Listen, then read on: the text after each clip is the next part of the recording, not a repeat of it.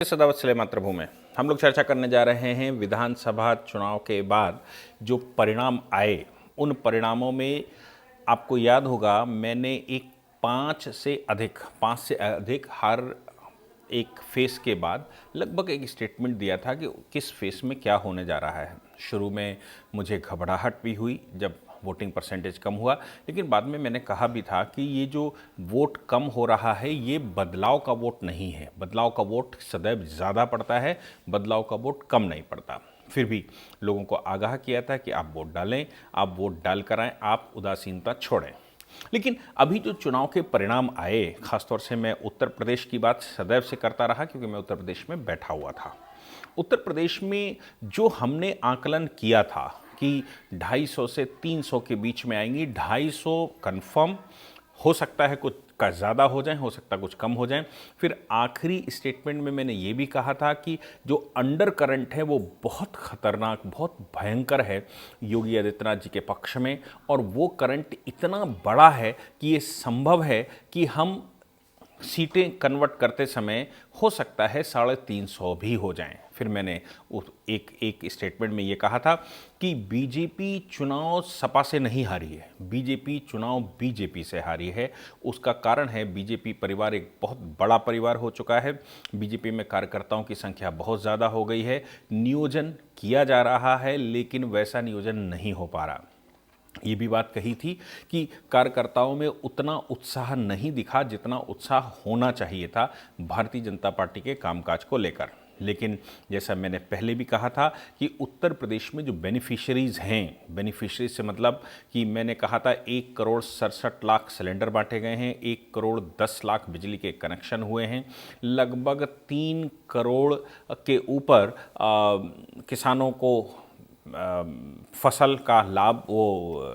किसान निधि दी जा रही है, और इसके अतिरिक्त दुनिया भर के लाभ जो हो सकते हैं वो दिए जा रहे हैं। शौचालयों की बात करें, स्वच्छ पानी की बात करें, हम बात करें स्वास्थ्य कार्डों की या आरोग्य कार्डों की या और कोई बात। मैंने ये भी कहा था कि 15 करोड़ लोगों को जो राशन बटा, मैंने ये भी कहा था कि जो जिस प्रकार से पूरे वातावरण में ये जो वैक्सीन लगाएगी, ये सब कुछ ये दर्शित करते हैं कि बेनिफिशरी केवल वोट डाल दे। आपको याद होगा मैंने आंकड़ा बताया था कि 16 करोड़ वोटर हैं, 16 करोड़ में 9 करोड़ के लगभग वोट पड़ता है, मैं 60% की बात करूँ ऑन एवरेज, और 60 उस 9 करोड़ वोट में से अगर 4.5 करोड़ वोट या 4 करोड़ वोट मिल जाता है तो फिर बहुमत से सरकार बनेगी। अब आप सोचिए कि ये सूचना है कि 42% से ऊपर, लगभग 43%, मैं 40 से 45 के बीच में बात करूं, 42 से 43% के बीच में अगर वोट मिला है, 9 करोड़ वोट का अगर 42% की मैं बात करता हूं तो लगभग 38 करोड़ 37 करोड़ वोट है, वो 3 करोड़ 70 लाख वोट मिला है। तो 3 करोड़ 70 लाख वोट अगर मिला है 9 करोड़ वोट में से, तो ये मान कर चलिए ये सिर्फ बेनिफिशियरी का वोट मिला है, जिन्होंने लाभ लिया है, जिनको सरकार ने सीधा डायरेक्ट ट्रांसफ़र किया है, सीधी निधियां दी हैं, सीधी पेंशनें दी हैं, 1 करोड़ लैपटॉप या जो आइटम स्कूलों को बांटे गए हैं, लैपटॉप या मोबाइल फ़ोन या फिर टैबलेट, ये वो लोग हैं जिनको लाभ मिल गया है। वचन की बात छोड़ दीजिए, आगे जो वचन सरकार ने किए हैं कि हम अगली 5 वर्ष में क्या क्या करेंगे, वो सब फ्यूचर प्लानिंग है, वो सभी पार्टियां कर रही थी और सभी पार्टियां हमेशा करती हैं। एक ट्रेंड योगी आदित्यनाथ जी ने बिल्कुल बदल दिया। वो ट्रेंड ये था कि पार्टी वचन देती थी, वचन देने के बाद काम करती थी, काम करने के बाद अगले चुनाव में जाती थी तो ये कहती थी कि मैंने ये पूरा कर लिया, ये नहीं हो पाया, अगली बार करेंगे। योगी आदित्यनाथ जी ने जो वचन किया था वो पूरा किया, मतलब भारतीय जनता पार्टी ने जो वचन दिए थे वो योगी आदित्यनाथ जी की सरकार ने पूरे किए, और उसके अतिरिक्त ये बेनिफिशरी, ये कहीं वचन में नहीं थे, ये कहीं प्रॉमिस के हिस्से नहीं थे, ये बेनिफिशरीज डेवलपमेंट, और जो उत्तर प्रदेश में लॉ एंड ऑर्डर का मेंटेनेंस हुआ है, जो उत्तर प्रदेश में रोडों का नेटवर्क बिछा है, जो उत्तर प्रदेश में बिजली की कंडीशन सुधरी है, जो उत्तर प्रदेश में और इस प्रकार के काम हुए जिसको जनता से सरोकार है। जनता को क्या चाहिए? जनता को अच्छी रोड चाहिए, जनता को पीने का पानी चाहिए, जनता को कनेक्टिविटी चाहिए, जनता को बिजली चाहिए, और जनता को जब वो परेशान हो, वैसे तो स्वाभिमानी जनता है, अपने आप सब काम करती है, जब वो परेशान हो तो परेशानी की स्थिति में उसको सहारा मिले। तो योगी आदित्यनाथ जी की सरकार किसी भी समय एपिडेमिक के टाइम पर जो मजदूर वापस आए, जिन लोगों को रोजगार नहीं मिला, जिनके रोजगार छूट गए, जिनको रोटी पानी की समस्या थी, जिनको राशन की समस्या थी, जिनके घर में बिजली की, ये सब समस्याएं दूर की। फिर जनता को क्या चाहिए? अब इसके अतिरिक्त जो लोग हैं वो पॉलिटिशियन हैं। पॉलिटिशियंस के स्टेटमेंट जो हवा बनाते हैं, जो समाज में बातें करते हैं, वो अलग विषय है कि वो क्या करते हैं। लेकिन मेरे कुछ सुझाव भी हैं। मैं पॉलिटिशियन नहीं हूं, मैं उनको सुझाव दे भी नहीं सकता, इस स्थिति में नहीं दे सकता, लेकिन एक एनालिस्ट, पॉलिटिकल एनालिस्ट या लीगल एनालिस्ट होने के नाते मुझे लगता है कि अब योगी जी को, जब योगी 2.0 शुरू हो रही हो, तब योगी जी को बिल्कुल वैसे ही बदलाव करना चाहिए जैसे कि मोदी जी ने 2.0 में जब वो गुजरात में आए थे तो बदलाव किए थे, और जब वो केंद्र में दूसरे टर्म में आए तो उन्होंने बदलाव किए। बिल्कुल उसी पैटर्न पर अगर योगी सरकार चलती है तो मुझे लगता है कि अब भविष्य में जब तक मुस्लिम वोटर हिंदू वोटर से ज़्यादा नहीं हो जाता, और ये संभावनाएं पूर्ण हैं, चूंकि 42% वोट अगर इनको मिला है योगी जी को, तो 42% या 30% जिस दिन मुसलमान उत्तर प्रदेश में हो जाएगा, उस दिन सरकार बनाने के लिए बहुत बड़ी मशक्कत करनी पड़ेगी, और वो दिन बहुत दूर नहीं है, 2040-45 की तरफ है।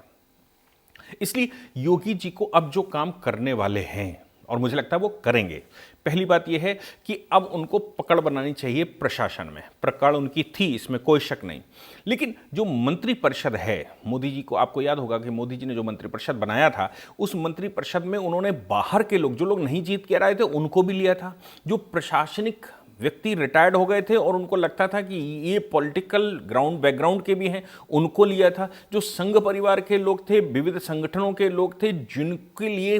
मोदी जी को लगता था, अभी हाल ही में 2.0 में हमको याद है एस जयशंकर को उन्होंने लिया, जो नॉन पॉलिटिकल व्यक्ति हैं, लेकिन विदेश मंत्रालय में सुषमा जी के सहयोगी के नाते, विदेश सचिव होने के नाते वो बहुत अच्छा रोल प्ले कर रहे थे, उनको फ्री हैंड दे रखे थे सुषमा जी ने, और उसका परिणाम निकला तो उन्होंने उनको विदेश मंत्री बना दिया। राज्य मंत्री भी नहीं, विदेश मंत्री जनरल बीके सिंह, जो नॉन पॉलिटिकल व्यक्ति थे, उनको लाकर यहां बना दिया। ऐसी बहुत बड़ी संख्या मोदी जी ने उठाकर बिठाई थी। ऐसा ही गुजरात में भी किया। गुजरात में तो अभी रिसेंटली पूरा का पूरा मंत्रिपरिषद नया कर दिया।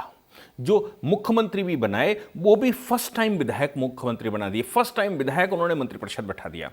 उनको लगा कि अब जो मंत्रिपरिषद वहां बैठा हुआ है, उसकी एंटी इनकम्बेंसी, और वो प्रशासन को शायद नए सिरे से समझने की आवश्यकता है, उस ढर्रे को काटने की आवश्यकता है जो पुराना ढर्रा चल रहा था। वो सफल भी हुए।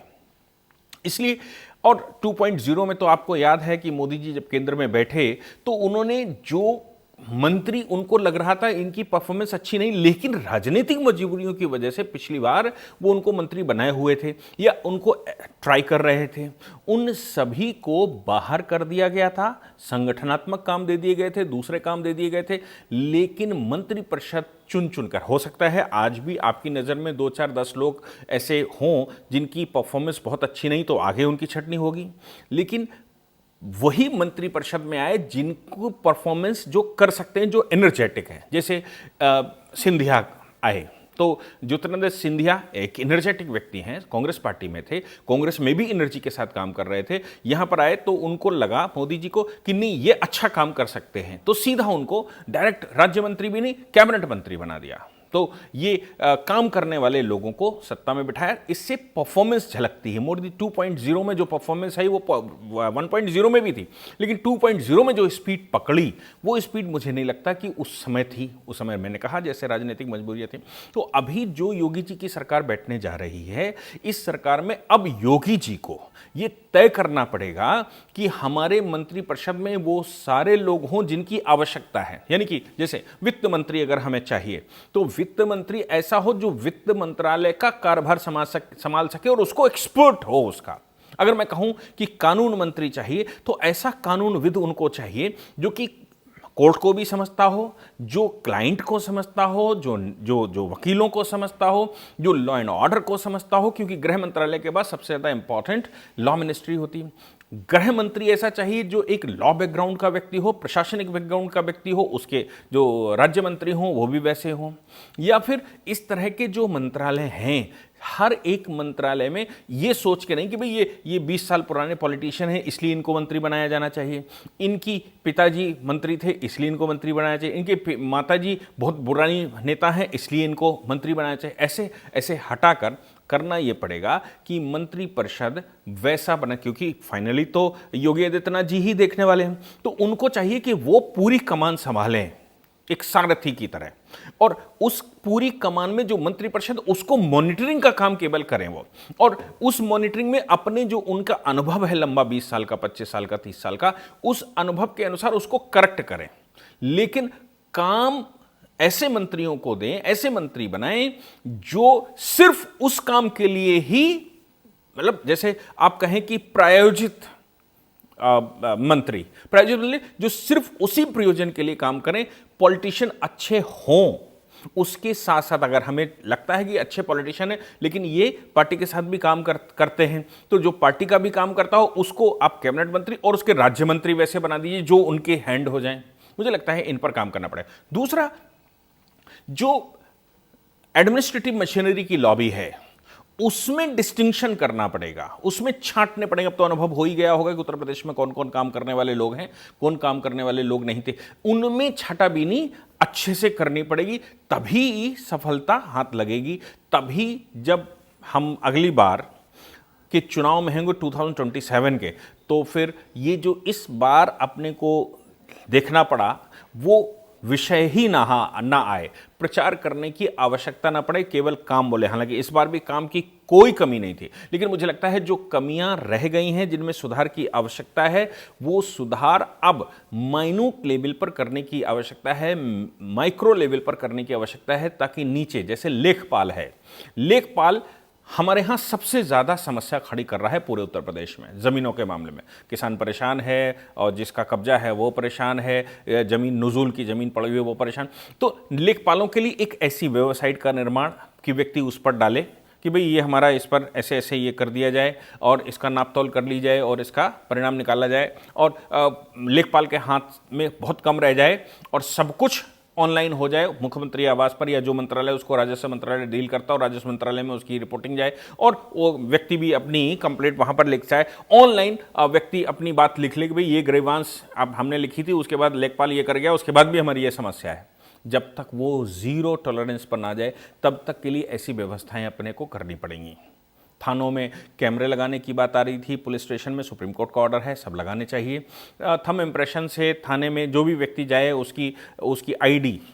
थाने में जो एंट्री करे उसकी आईडी का सवाल उसमें होना चाहिए, या इस तरह के काम एडमिनिस्ट्रेटिव तरीके से एक आइडियल प्रदेश बनाना है। तो मुझे लगता है कि अब टेक्नोलॉजी का भरपूर इस्तेमाल करते हुए उत्तर प्रदेश सरकार को नए सिरे से कॉन्स्टिट्यूट करना चाहिए, ये चिंता करे बगैर कि ये बहुत पुराने गद्दाफर लीडर हैं, इनको अगर मंत्री ना बनाया तो फिर समस्याएं खड़ी हो जाएंगी, ये सरकार गिरा देंगे, या ये फला पॉलिटिकल पार्टी हमारी अलायंस है उसको अगर हमने बड़ा मंत्रालय ना दिया तो फिर ये हमारे लिए समस्या खड़ी करेंगे। जिस समय मोदी जी ने 2.0 में सरकार बनाई और बहुत सारे लोग नाराज हो गए कि भाई ये बड़े बड़े नाम, इनको मंत्री नहीं बनाया गया है, इनका होना स्वाभाविक था, मोदी जी ने सिर्फ काम वाले लोगों को ही मंत्री बनाया जिनसे परफॉर्मेंस की जा सके। आज ऐसा महसूस हो रहा है कि मोदी जी के पास बहुत समय है, बहुत समय से मतलब कि मंत्रिपरिषद अपना काम पूरा कर रही है अगर, तो फिर प्रधानमंत्री के पास इतना समय होता है कि वो दिशा, हर चीज की दिशा दिखा सकें। लेकिन अगर मंत्रिपरिषद काम नहीं करती तो सारा काम प्रधानमंत्री का ही रहता है, सारा काम मुख्यमंत्री का रहता है। पिछली योगी जी की सरकार में सारा काम योगी जी कर रहे थे, सब कुछ ए से लेकर जेड तक ऐसे लग रहा था कि योगी जी कर रहे थे, क्योंकि मंत्रिपरिषद काम कर रही थी, लेकिन वो जो परफॉर्मेंस चाहिए थी वो परफॉर्मेंस नहीं हो पा रही थी। इस बार मुझे लगता है कि योगी जी को फ्री हैंड अपने आप को रखना होगा और मंत्रिपरिषद का निर्माण ऐसा करना होगा जो कि पूर्ण रूप से सहयोगी की भूमिका में हो और योगी जी को बहुत उस पर मशक्कत, बहुत काम ना करना पड़े और सिस्टमेटिक काम हो सके। फिर से शुभकामनाएं देता हूं उत्तर प्रदेश के माननीय मुख्यमंत्री योगी आदित्यनाथ जी को, उत्तराखंड के मुख्यमंत्री जी को, और मणिपुर, गोवा में सरकार मुझे लगता है कि बीजेपी की बन ही जाएगी, और